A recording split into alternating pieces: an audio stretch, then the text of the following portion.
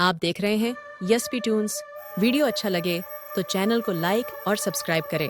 उत्तराखंड के घने जंगलों के बीच बसा था एक छोटा सा गांव धनगढ़ी। शाम होते ही लोग घरों में दुबक जाते थे।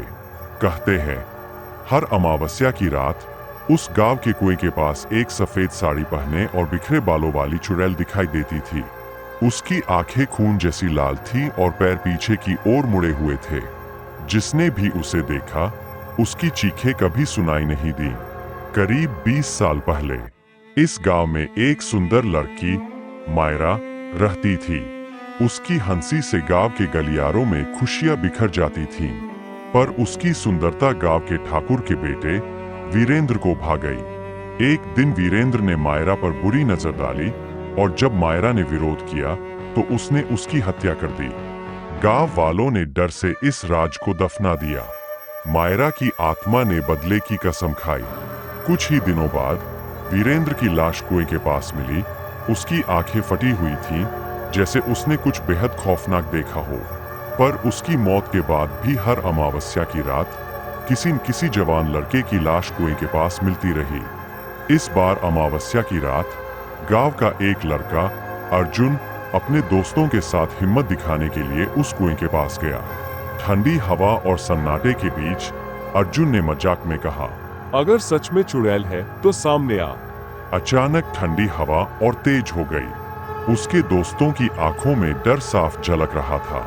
तभी सफेद साड़ी पहने एक औरत बिखरे बालों के साथ कुएं के पीछे से निकली। उसकी आंखें खून जैसी लाल थीं। अर्जुन की टॉर्च की रोशनी उस पर पड़ते ही चुड़ैल की चीख से पूरे जंगल में सन्नाटा पसर गया। अर्जुन भागना चाहता था, लेकिन उसके पैर जर हो गए। चुड़ैल की लंबी उंगलियां उसके गले की ओर बढ़ी। उसके दोस्तों ने अर्जुन की चीख सुनी, पर जब तक वो पहुंचे अर्जुन का शरीर ठंडा हो चुका था। उसकी आंखें फटी हुई थीं, जैसे उसने कुछ भयानक देखा हो। अर्जुन की मौत के बाद गांव के बूढ़े पुजारी ने बताया कि मायरा की आत्मा को शांति तब तक नहीं मिलेगी जब तक उसे न्याय नहीं मिलेगा। गांव वालों ने डर के मारे सच उगल दिया।